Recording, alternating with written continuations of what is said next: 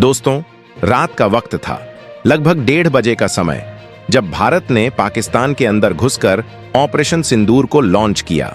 ये ऑपरेशन न सिर्फ एक सैन्य कार्यवाही था, बल्कि भारत का आतंकवाद के खिलाफ एक बड़ा और ऐतिहासिक कदम था। 24 मिसाइलों के जरिए पाकिस्तान के 7 शहरों में स्थित आतंकियों के ठिकानों को निशाना बनाया गया। क्या था इस ऑपरेशन की पीछे की कहानी और कैसे भारत ने पाकिस्तान के अंदर जाकर आतंक के अड्डों को नष्ट किया, जानिए इस वीडियो में। दोस्तों, रात के करीब 1:30 का समय था जब पाकिस्तान के बहावलपुर में कुछ धमाकों की आवाजें सुनाई दीं। धीरे धीरे ये अंदाजा लगाया जाने लगा कि भारत ने सायरन वाली मॉक ड्रिल से पहले ही आतंक के अड्डों पर स्ट्राइक कर दी है।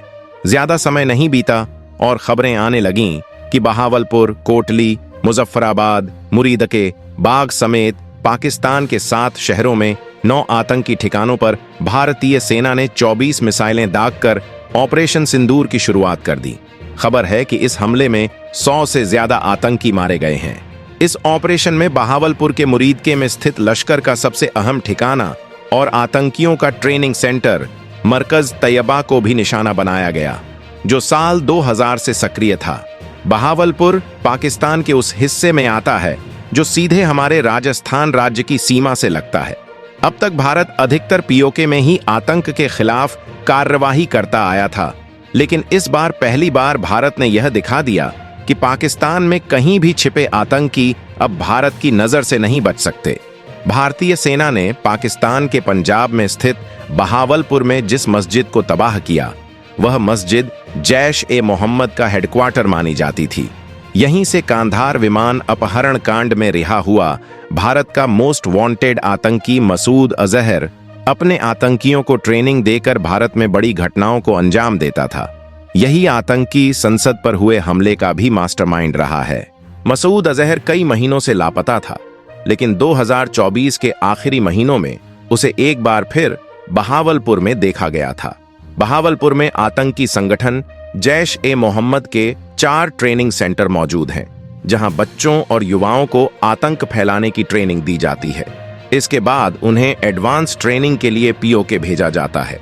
यही नहीं, बहावलपुर में पाकिस्तानी सेना का मुख्यालय और एक बड़ा एयरबेस भी है। इस मिलिट्री बेस से मात्र 10 किलोमीटर की दूरी पर जैश-ए-मोहम्मद का ट्रेनिंग कैंप सक्रिय रूप से चल रहा था। आपको बता दें दोस्तों, पाकिस्तान का बहावलपुर भारत की सीमा के काफी नजदीक स्थित है। अगर सड़क मार्ग की बात करें तो बहावलपुर से भारत की सीमा की दूरी लगभग 80 से 100 किलोमीटर के बीच है। भारत की मिनिस्ट्री ऑफ डिफेंस ने रात करीब 1:30 पर यह स्पष्ट कर दिया कि पाकिस्तान में किया गया हमला एक सुनियोजित जवाबी कार्रवाई का हिस्सा था। ऑपरेशन सिंदूर के तहत पाकिस्तानी मिलिट्री को निशाना नहीं बनाया गया है, बल्कि इस ऑपरेशन का उद्देश्य सिर्फ और सिर्फ आतंक के अड्डों का सफाया करना था। भारत की तरफ से साफ तौर पर कहा गया है कि ऑपरेशन सिंदूर का मकसद hitting terrorist infrastructure in Pakistan and Pakistan occupied Jammu Kashmir है, जहां से भारत पर आतंकी हमलों की साजिशें रची जाती थीं और उन्हें डायरेक्ट किया जाता था। इस ऑपरेशन में कुल 9 ठिकानों को टारगेट किया गया।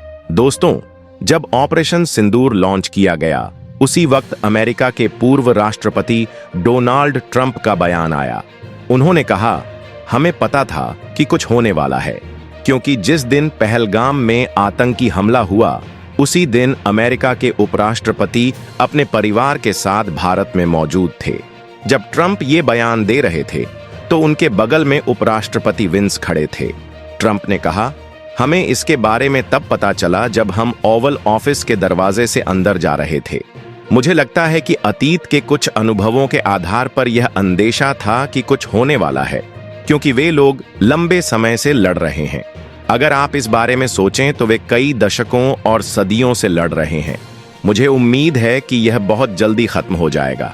भारत अपने नागरिकों की सुरक्षा के लिए पूरी तरह प्रतिबद्ध है और ऑपरेशन सिंदूर के जरिए भारत ने यह साफ कर दिया है कि अब वो समय चला गया है जब आतंकी भारत में हमला करके पाकिस्तान में छिपकर खुद को बचा लेते थे। अब भारत दुश्मनों को उनके घर में घुसकर मारेगा। आतंकियों को कोई शक्ति बचा नहीं पाएगी।